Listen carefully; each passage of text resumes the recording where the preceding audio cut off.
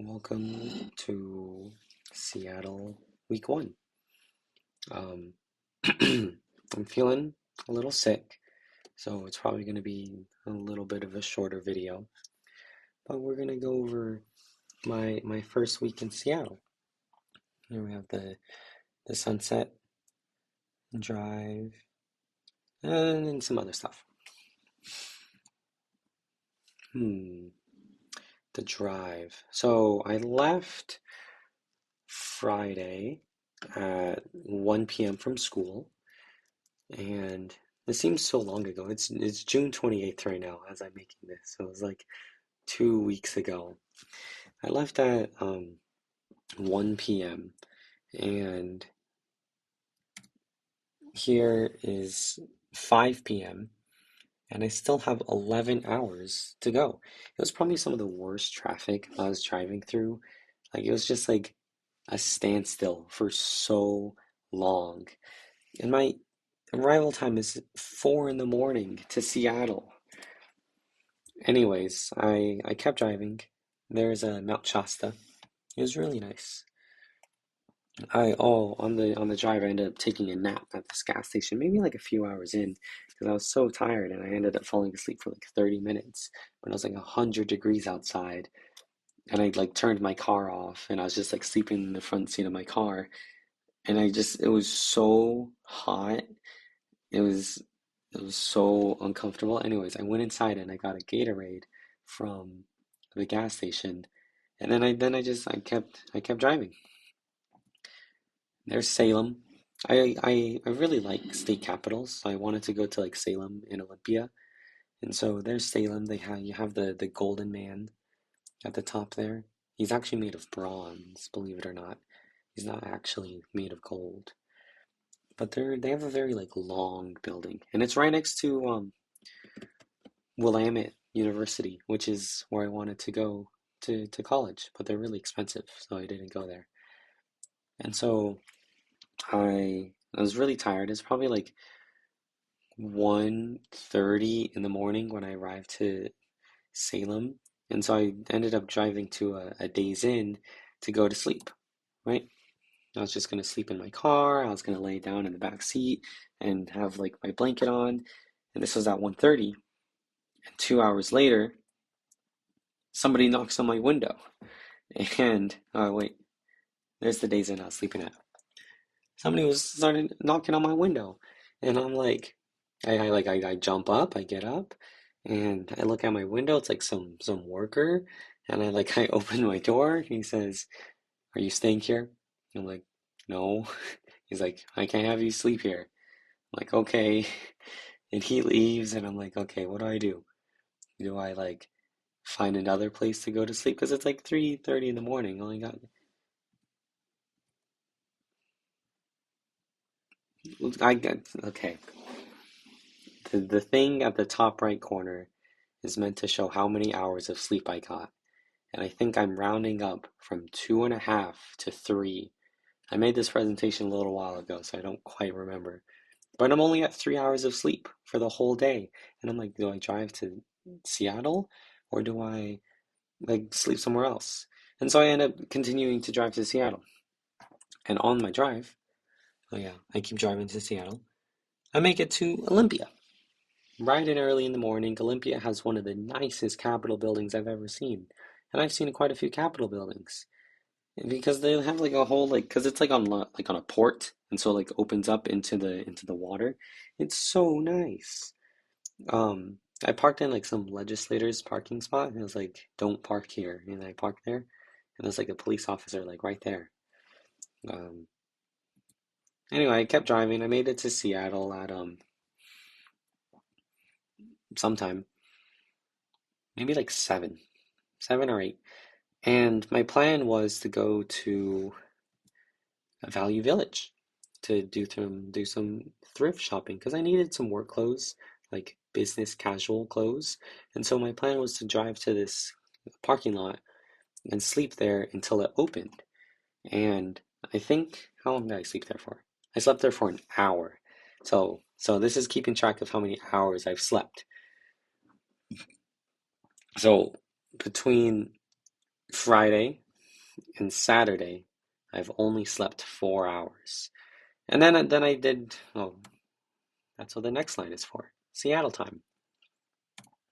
I went to Value Village and I got some shirts and some other things. They didn't have everything I was looking for. So I went to Plato's Closet.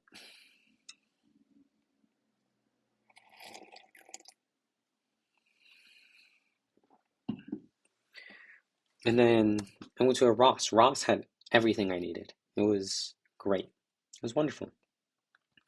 After that, oh, this was Saturday. Saturday was a rough day. Give me a second. Did some shopping, and I didn't have anywhere to go. I didn't have housing yet either.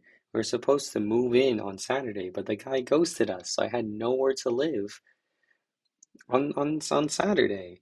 And so I camped out at this Starbucks. I went to the Starbucks. I started like working on my laptop, and like I used the restroom to like brush my teeth, wash my face, do my hair, and they were nice.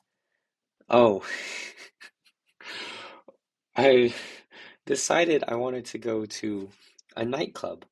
And so I went to this nightclub called Trinity. And I feel like a lot of I've only been to like two Stanford parties, and every time I've went, I've never liked them. Like I've always hated them. But I feel like I've never given it my all. I've never actually tried to enjoy the experience because I've always had this like idea that I don't like them. So I went to this nightclub, and it turns out I I don't like it. It's too loud, it's too bright, it's too crowded, it's too many people there. But I did meet these two guys, and they're very friendly. And they were arguing at the club, and I was like trying to like mediate between them. Anyways, we become good friends, and I leave um to go get my car. I parked my car in a parking garage. And when I went to go get my car, the parking garage was closed. And so I had no way to get my car. It was like completely like locked down. Like the gate was down. There was no way for me to get my car. And so I was stuck. Like my car had everything. It was like the place I was sleeping for the past few times. And I don't know. I went back to the club and I waited outside for these two guys to come out so I can ask them either for a ride or to like stay at their place. And they lived really far away, so I couldn't stay with them. But I ended up walking back with them to their parking garage where it's like 24 hours. You can like always get your car. And what I ended up doing was sleeping in this stairwell. This was at 3:30 in the morning, and it was safer than sleeping on the sidewalk or on the street. And so with nothing, literally nothing, I was sleeping in this cold stairwell in Seattle. Then my first night in Seattle, and it's this. And it's this. I get no sleep. I lay down at maybe 3:30, maybe 3 a.m. 30 minutes later, the security guard comes down the stairs and he looks at me and he's like, "Oh no." And I look at him and he's like, "What are you doing here?" And I tell him, I lost my car. It's in a parking garage and it opens at 8 a.m. and I can't get it and I have nowhere else to go. He's like, "Well, I can't let you stay here." I'm like, "Dang." He's like, "Well, you can actually stay until 5 a.m. That's when the other security guard shows up. So you got to be out of here by then." Like, okay, that's fine by me. And so I didn't sleep. It was so uncomfortable and cold. So zero sleep. But at 5 a.m. there was this Starbucks that opened. Starbucks once again being my saving grace. I go to the Starbucks and I just wait there for 3 hours. until I can finally get my car. Oh yeah, 4.5 hours slept in the past 2 days. I get my car and I drive to a Walmart and I sleep in that Walmart parking lot. For how long? I forgot. An hour and a half because it got too hot and I was sweating again. And that was my first night in Seattle. It was a really rough night. I was talking to like the homeless people. They're like complimenting me on my braids. My two friends, they're just arguing. One of them was really drunk, one of them wasn't. And it was just this whole ordeal. Crazy. I went back I went back to another Starbucks, did some more emails and work, um, brushed my teeth and whatnot. This was Sunday. So my internship started the day after this on Monday. I ended up going to an outdoor gym and I did like a little workout. This was not me because I can't run, but you get the picture. I don't know. I called Danny too. I was like, Danny, it's crazy over here. I got a car wash and I got dinner, which was Little Caesars. $10 for a large pizza. I also was like extremely broke, which is why I like never got a room. But I did get a room for like 70 bucks, which like isn't that bad for like as far as rooms go in downtown Seattle. And I was so happy that I got to shower and I had a bed to sleep in the night before my interview or the night before my internship. And I slept for a total of, or I went to bed at 6 p.m. and I woke up at 7 a.m. for a total of 13 hours. And I was so happy. It was like the best night of sleep I'd had ever gotten. I wonder if I have the video in here. I don't think I do. But this is what my place looked like. It was just one little room. Internship time, that's my badge. Hmm.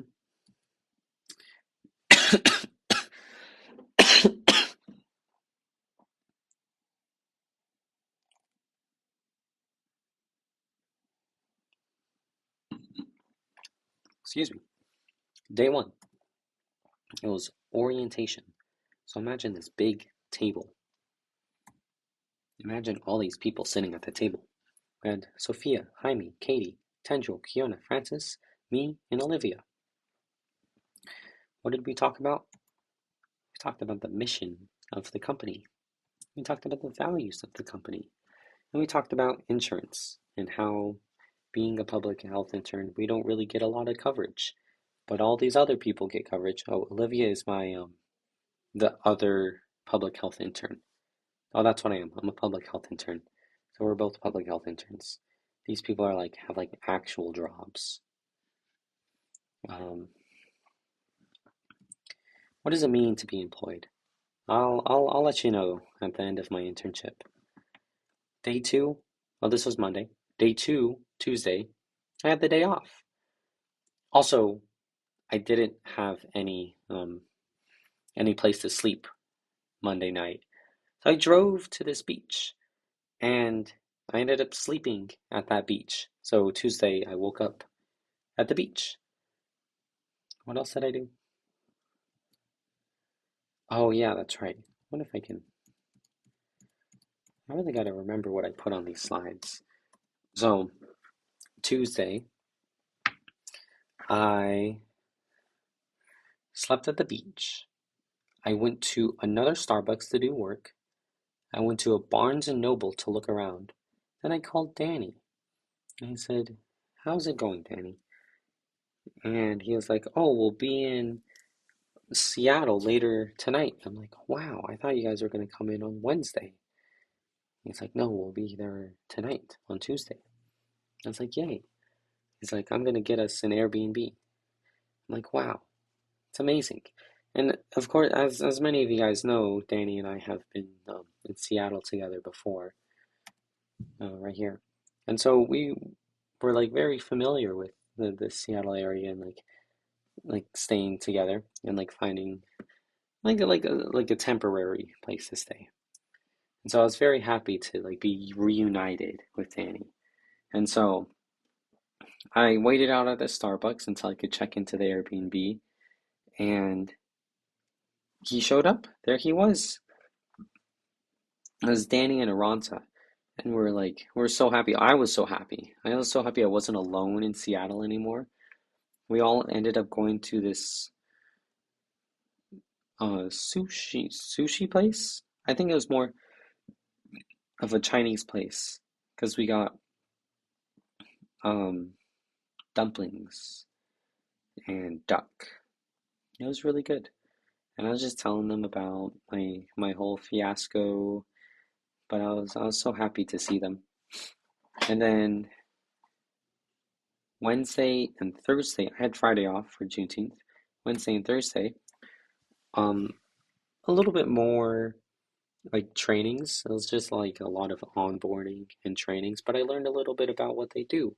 And so they do one of their grants that they give out is the GWIC grant. And like they give it out to organizations that promote native centered activities or programs, which is really good. I'll talk about it more in my next video. Right now, it's just like onboarding and trainings. So I just did trainings for the whole week. It was kind of boring, but like that's expected. Oh yes, and then we have my computer screen, which is consistent of this mountain lion and this ocelot. Earlier today, actually, I almost saw a mountain lion. I was looking for one. I'll talk about that next time. Maybe Danny will show up in the next video. But let's see what Kaylin had to say about these ocelots. Carnivora crossover. Very insightful. Thank you, Kaylin. Wow, we're almost done. Song of the week. And honorable mention. Unfortunately, for this video, we do not have an honorable mention. And we don't really have a song of the week either. It's more of a album of the week.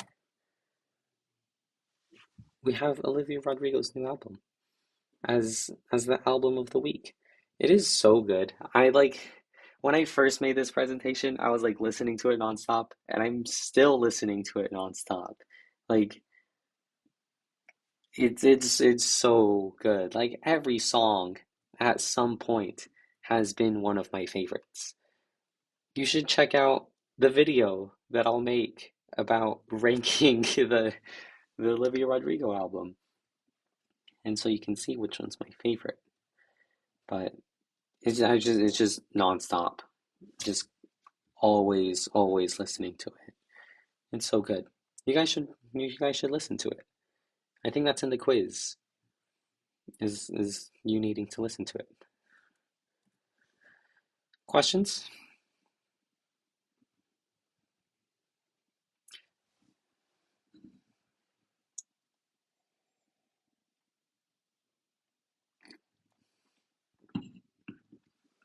I feel like some of you guys should have questions. Like, what happened to that little Caesar's pizza that you had? Or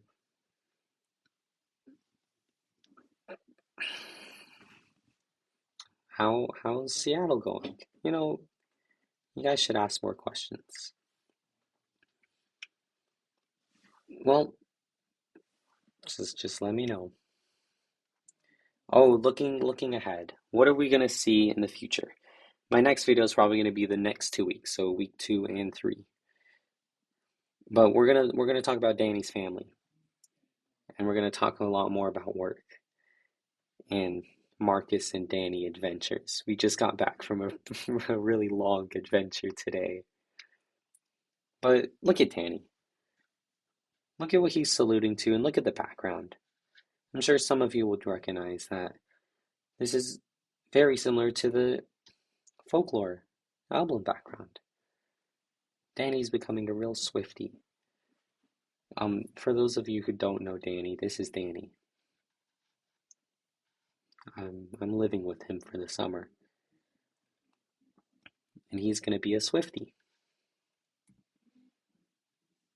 That's all for this week. I kind of waited too long to make this presentation, but there it is. I'll see you guys next time.